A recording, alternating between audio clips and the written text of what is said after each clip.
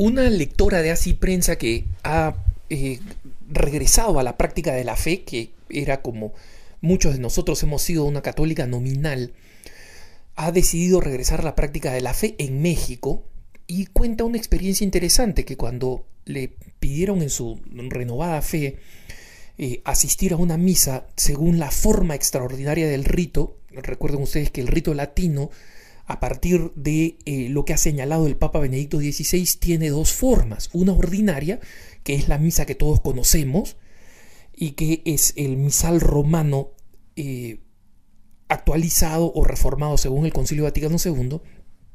Y existe la forma extraordinaria, que es la que se celebraba antes del Concilio Vaticano II y que erróneamente se la conoce como misa tridentina.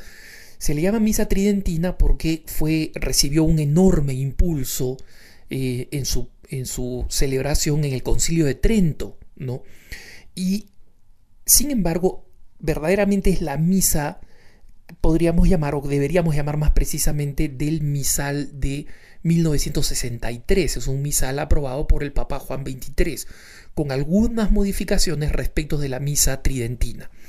Pero se utiliza esta expresión misa tridentina porque lo esencial de esta misa proviene desde el Concilio de Trento y antes, ¿no? Entonces es una misa que tiene una enorme tradición en la Iglesia Católica. Esta amiga que fue invitada a celebrar la misa en la forma extraordinaria del rito, es decir, según el rito antiguo o más antiguo, cuenta que, sin embargo, le advirtieron después de participar de la misa que este era un grupo de la Sociedad Sacerdotal de San Pío X. Como saben ustedes, la Sociedad Sacerdotal de San Pío X fue fundada por una persona que se apartó de la iglesia, Monseñor Lefebvre. Y Monseñor Lefebvre, cuando se apartó de la iglesia y ordenó a 4 obispos más, entre ellos el que actualmente encabeza la Sociedad Sacerdotal de San Pío X, el Monseñor Feley,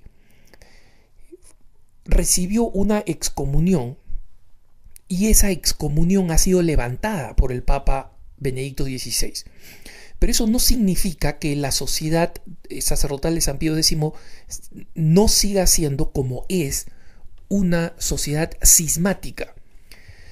Y obviamente cada vez que digo esto, como la gente que está vinculada a la Sociedad de San Pío X es extremadamente reactiva y extremadamente feroz, ellos saltan al techo y presentan 100 millones de argumentos para decir que ellos en realidad no son cismáticos. Citan a tal cardenal, citan a tal cosa, citan el criterio de extrema necesidad aplicado en el Concilio Vaticano II y aplicado en el Código de Derecho Canónico.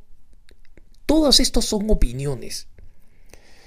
En una ocasión, yo recibí a un grupo de personas vinculadas a la Sociedad de San Pío X, Sociedad Sacerdotal de San Pío X, porque creían que yo iba a ser simpatizante con su causa, visto que en el medio de comunicación que yo dirijo, Así Prensa, teníamos una postura muy crítica a todo aquello que signifique heterodoxia o abandono de la doctrina católica tal cual.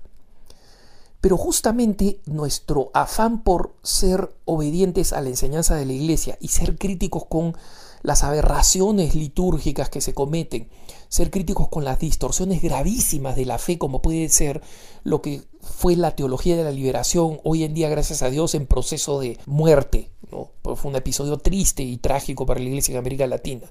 Lo que costó en vocaciones, en sacerdotes que abandonaron su sacerdocio, en personas que abandonaron el catolicismo para volverse evangélicos, etc. Pero es ese mismo celo el que nos hace no tener nada que ver con una organización cismática, de espíritu cismático, más allá de los tecnicismos, de espíritu cismático, que creen que saben más y mejor qué cosa le conviene a la Iglesia que el Papa. Entonces, me presentaron una cantidad enorme de argumentos históricos, teológicos, etcétera, para tratar de convencerme de que Monseñor Lefebvre y su movimiento cismático de ordenar contra la voluntad del Papa 4 obispos para hacer perdurar este movimiento en contra de la voluntad del Santo Padre, era en realidad lo correcto, era en realidad lo que había que hacer. No hay forma de convencerme de eso y no hay forma de convencer a un buen católico de eso, por una sencilla razón. Los católicos tenemos para escoger la interpretación del Papa o la interpretación de cualquier otro, incluyendo Lefebvre y sus secuaces. Y entre el Papa y los secuaces de Lefebvre, yo me quedo con el Papa. El Papa tiene una interpretación de los hechos, tiene una interpretación de cuál es la verdadera aplicación del Concilio Vaticano II, ha tendido puentes frente a estas comunidades y en consecuencia estas comunidades no entienden que tienen que reconciliarse con la Iglesia, que está en una situación de abandono, ¿no? Entonces, la pregunta que me hace esta querida radioescucha una vez que ha conocido a este grupo en México es si es lícito asistir a una misa tradicional oficiada por un sacerdote de dicha fraternidad. Aquí hay que hacer una distinción. No solamente es lícito, sino que forma parte de la vida de la Iglesia asistir a una misa celebrada según la forma extraordinaria del rito o según el misal de 1963, como digo, mal llamado tridentino, ¿no? Entonces, ante la pregunta de que es lícito asistir a una misa tradicional oficiada por un sacerdote de dicha fraternidad, la respuesta es no, no es lícito. No es lícito para los cristianos. Solamente cuando la persona no puede cumplir con el precepto dominical y no hay ningún otro lugar donde pueda ir, puede participar en esta misa. Es decir, solamente en un caso de emergencia puede participar en una celebración cismática. Lo mismo que si está en Rusia, es válido participar en una celebración de la liturgia divina ortodoxa si es que no hay dónde ir a una iglesia católica, ¿no? Actualmente la situación de esta fraternidad con respecto del Papa es prácticamente de negociaciones muertas, es decir, existe una negociación caminando, ¿no? Existen conversaciones, ida y vuelta, pero la situación de esta fraternidad con respecto al Papa en este momento es que quieren que la Iglesia Católica claudique y acepte lo que ellos han dicho, que básicamente tachemos el Concilio Vaticano II, eliminemos las reformas del Concilio Vaticano II y regresemos al estado de la Iglesia que ellos proponen. Y eso es inaceptable, porque las reformas del Concilio Vaticano II no solamente son vitales para la subsistencia de la Iglesia, sino que son importantes también, y ojo, por si acaso, aquí los lefebristas van a negarlo rotundamente, van a decir que el Concilio Vaticano II no fue un concilio doctrinal, que fue un desastre, que basta que miremos lo que había antes y lo que hay después, etcétera, etcétera. No me importan sus comentarios. Yo no opongo a sus comentarios mi opinión. Yo opongo a sus comentarios la opinión del Papa. Y en consecuencia, considero que ellos están equivocados y que yo estoy en lo correcto porque estoy con la opinión del Papa, no con la mía. Y hay un montón de aspectos en sensibilidad en los que yo estaría de acuerdo con la sociedad de San Pío X. Pero no lo estoy porque simplemente ellos han escogido el camino errado. Entonces, actualmente esta sociedad está negociando un encuentro, un acuerdo con el Papa y no ha llegado a un acuerdo todavía. Y en consecuencia, no hay manera de que por ahora se pueda decir que esta es una sociedad que está en camino con la Iglesia, ¿no?